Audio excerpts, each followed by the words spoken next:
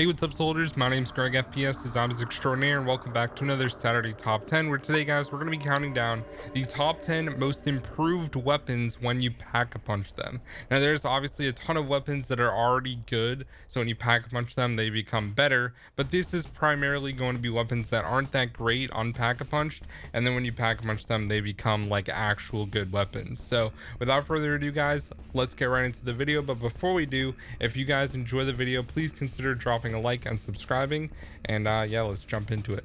All right, guys, coming in at the number 10 spot is going to be the M16. Now, the M16 is a pretty decent weapon on the lower rounds, but it does drop off damage-wise pretty quickly. So when you pack a bunch of it and get the Skull Crusher, or in other games it has different names like the Skull Piercer, and in Cold War it's Skull Splitter, but primarily I'm talking about like the Black Ops 1 and 2 version. When you pack a bunch of it, you not only get full auto instead of a burst, you also get noob tubes on the bottom. You get the extra grenades to shoot at zombies, which is always great, and especially it's great in BO1 when you have PhD flopper. Like, as you can see in the gameplay, I'm just chilling in the biodome with PhD, and this thing actually does pretty good amount of damage. Combine that with like Mustang and Sallys, for example, you're gonna be all set for the entire game. So the M16 comes in here at the number 10 spot. All right, guys, coming in at the number 9 spot is going to be the Trebuchet shotgun from Black Ops 4 Zombies. Now, personally, I definitely do not like this weapon on pack-a-punched. You definitely need to pack-a-punch it. I think the MOG is just a much better option, but the Trebuchet is actually really good when you pack-a-punch it because it doesn't shoot shotgun shots. It literally shoots explosives,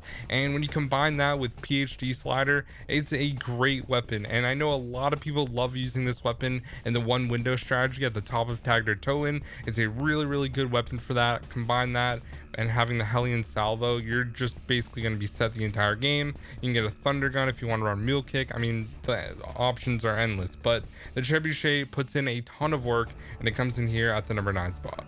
All right, guys, coming in at the number 8 spot is going to be a weapon that I think everyone despises and knows it's the worst weapon in Black Ops 2. Besides the SMR, it's the War Machine. Now, when you have it on pack-a-punch and just shoot it, it just shoots grenades everywhere, and it usually ends up like messing up your train. You get crawlers, things like that. It's just really annoying. But when you pack-a-punch it, they explode immediately when you shoot it. And combine this with free PhD on a map like Buried, for example, or even Origins, it just does absolute work. And when you have like vulture rate on Buried, you can just get endless shots, which is really nice. And I know a lot of high rounders actually use this on Origins in the earlier rounds to get through. When you have like insta kill, for example, you can kill like an entire horde in one shot, which is really good. So it comes in here at the number 8 spot. All right, guys, coming in at the number 7 spot is going to be a weapon that you probably have not used that much, and it's the Street Sweeper from Black Ops Cold War Zombies. Now, this shotgun is fully auto, and it's the only fully auto shotgun in the game besides when you like pack punch like the Gallo, for example. And the Street Sweeper is really good, but the problem is it takes literally an hour to reload. It takes so long. It's ridiculous how long it takes. I think it takes like 20 seconds to fully reload after you use all the shots before it's pack punch. Now, when you pack punch it, you get a ton of ammo, 45 shots in a magazine, and it also reloads 5 shots at once. So when you have this weapon fully like upgraded, pack a punch, everything like that, it will shred everything, especially like the megatons, for example. When I play on Die Machine, it does a really good job with Ring of Fire. I think that this shotgun's actually really underrated, and probably one of the most underrated guns in all of Black Ops Cold War Zombies. Now, at first I didn't like it, but once you pack punch it, it's actually really good. So it comes in here at the number 7 spot. All right, guys, coming in at the number 6 spot is going to be the M79. Now, obviously this weapon is going to be good when you have PhD slider on Cold War.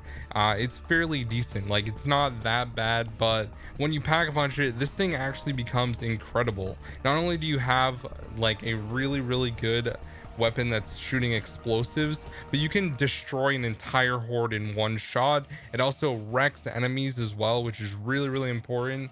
And overall, it's just a fun weapon to just run around and shoot. With PhD slider being added in Forsaken, it literally made this gun so much better, and I really enjoy using it. I know a lot of people love using this weapon in Onslaught because it actually gets you through rounds really quickly on small maps like Nuketown, for example. So it comes in here at the number 6 spot. Coming in at the number 5 spot is going to be the Ballistic Knives. Now, when you get the Cross Refibrillator, you can revive teammates, so that automatically makes this weapon amazing. The original Ballistic Knife is just not that great.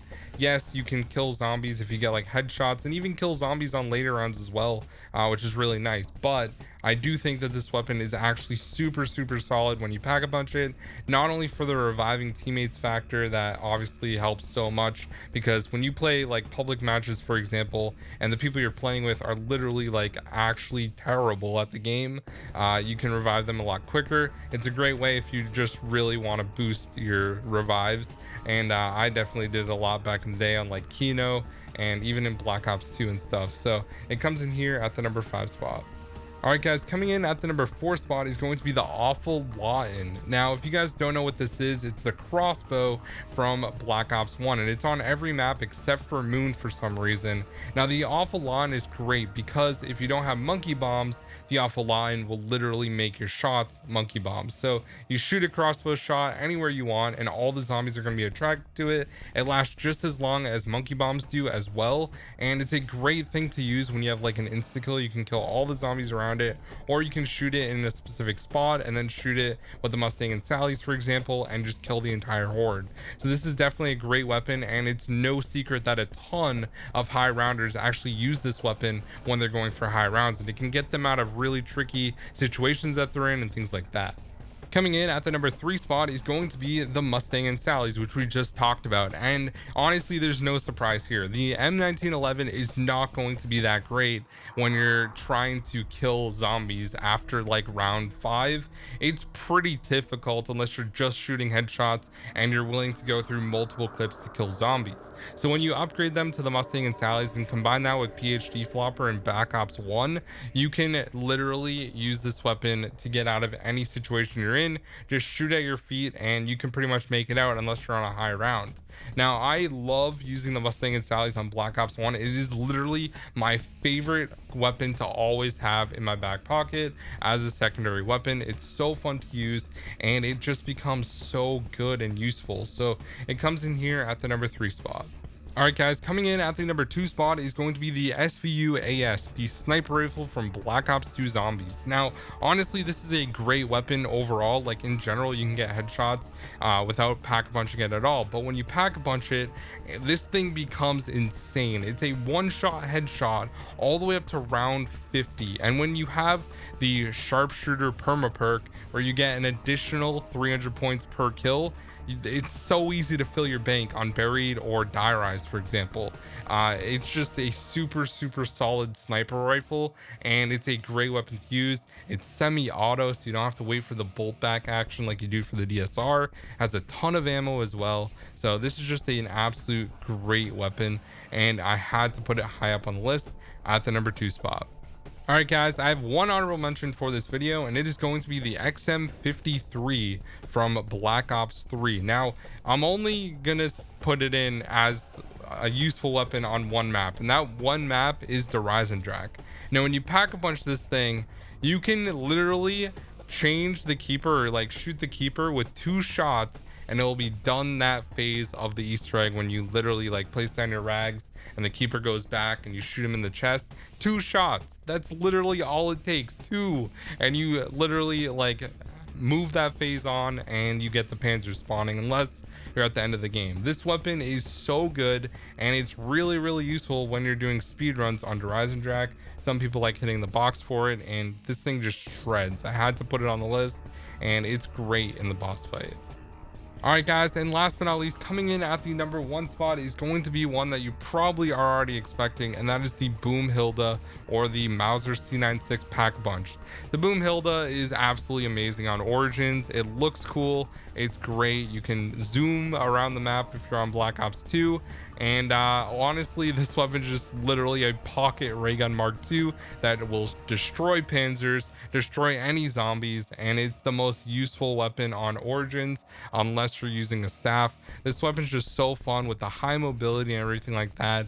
It's just a absolute blast to use. I wouldn't say it's as good in Black Ops 3, but in Black Ops 2, this weapon is just unbelievably amazing. So it had to be number 1 here on the list. So anyways, guys, that is going to be the top 10 most improved weapons when you pack a bunch of them. Thank you for watching. Do you think I left any out? Let me know down below in the comment section. And if you guys enjoyed the video and are new to my channel, please consider dropping a like and subscribing for daily Call of Duty Zombies content.